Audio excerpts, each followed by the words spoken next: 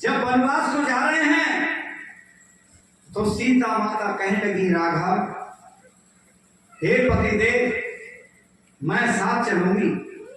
राघव कहने लगे आप साथ नहीं जाओगी, आप मेरे साथ। बोले क्यों? बोले जंगल में तो बड़ी समस्याएं होती हैं। अरे वहां तो गुलदार मिलेंगे, शेर मिलेंगे, चीता मिलेंगे, भेड़िए मिलेंगे, सर्प मिलेंगे, बिच्छू मिलेंगे, तुम परेशान हो जाओ। हाथ जोड़ करके राघव क्या कहते हैं, आंखों में आंसू है, माता केकई के द्वारा वनवास हो गया है, वनवासी वस्त्रों को धारण कर लिया है राघव ने, और हाथ आंखों में आंसू है श्री राम के, और कह रहे हैं कि प्राणों प्यारी अरे जनक की दुलारी, कहना मेरा मान तू, और निर्जन मन में अपने मन में और हो जाएगी परेशान तू।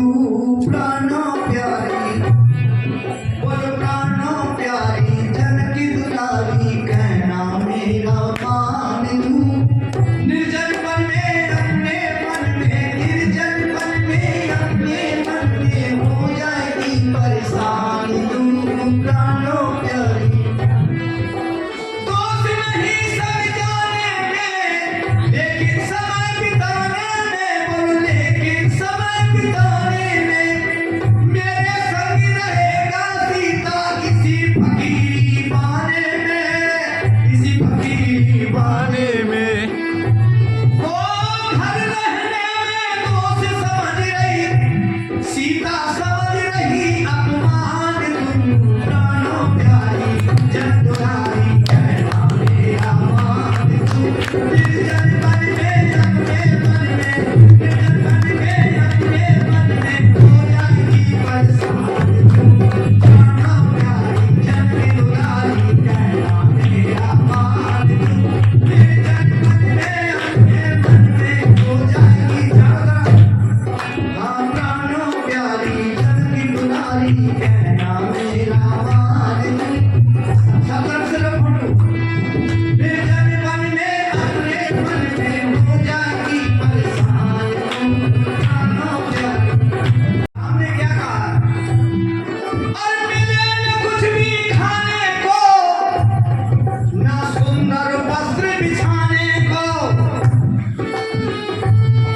और मिले न कुछ भी खाने को, ना सुंदर वस्त्र बिछाने को, ना सुंदर वस्त्र बिछाने को, खारा पानी मिले नदी का पीने को, और वहां खाओगी कंद मूल फल सीता, घर खावे पूरी भगवान तू। प्राणों प्यारी जन की दुलारी, कहना मेरा मान तू।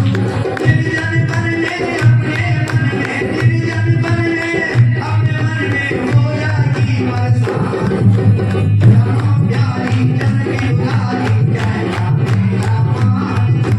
निर्जन मन में अपने मन में हो जाएगी परेशान। बोलो वैदिक धर्म की। राम कह रहे हैं सीता, हाथ जोड़ के सीता माता अपने पति से क्या कह रही है, सुनो ध्यान से कि हे पतिदेव, हे पति महाराज, इधर देखो लगिए सोना जिस दिन मेरा पानी ग्रहण संस्कार हुआ था, पानी कहते हाथ को, पानी माने हाथ और ग्रहण माने पकड़ना। पिताजी के द्वारा, मेरे पिताजी श्री जनक जी के द्वारा मेरा हाथ आपके हाथ में आया, और मेरा हाथ बीच में था, एक हाथ ऊपर से आपका था, नीचे से एक हाथ आपका था, और आपने दोनों हाथों से मेरे हाथ को ग्रहण किया था। इसी को कहते हैं सरल संस्कृत में हस्तबंध। क्या कहते हैं? हस्तबंध। ये विवाह का प्रकरण है, एक परिक्रमा की थी मंत्र के द्वारा, इसको कहते हैं हस्त जोर से बोलो, हस्बैंड। इसी शब्द से बिगड़ के हो गया शब्द हस्बैंड, अंग्रेजी में ट्रांसफर हो गया। हस्बैंड से बिगड़ के क्या हो गया, हस्बैंड। ये लड़की एक परिक्रमा जब हो जाती है तभी लड़की उस पति की कौन हो जाती है, पत्नी हो जाती है। अंग्रेजी में कहते हैं पति को हस्बैंड, क्या कहते हैं, हस्बैंड। तब लड़का वो कौन हो गया, हस्बैंड। तो हे पति महाराज, आपने मेरा हाथ गए। और एक बात और बताओ, आपके पिताजी कौन है? बोले श्री दशरथ जी। बोले मेरे पिता आपके कौन है? राम मौन हो गए 1 मिनट के लिए। राम ने क्योंकि राम विचार के बोलते थे। राम ने कहा मेरे पिता जो है वो तो पिता है। तो बोले सीता कहने लगी जनक जी कौन है? तो राम कहने लगे जनक जी जो है वो मेरे हैं धर्म पिता। कौन है? धर्म पिता। अच्छा ये बताओ बड़ा कौन है तुम्हें? राघव हाथ जोड़ के सीता से कहने लगे हे देवी, बड़ा तो वही है जिसके नाम में धर्म लगे है। बड़ा तो क्योंकि दान देने वाला हमेशा बड़ा होता है और लेने वाला हमेशा छोटा होता है। तो आप धर्म पिता है मेरे, आपके पिता। तो बोले धर्म पिता ने ये कहा था कि 14 वर्ष के लिए घर छोड़ जाना। ये कहा था कि जीवन पर्यंत इस हाथ को कभी छोड़ना नहीं।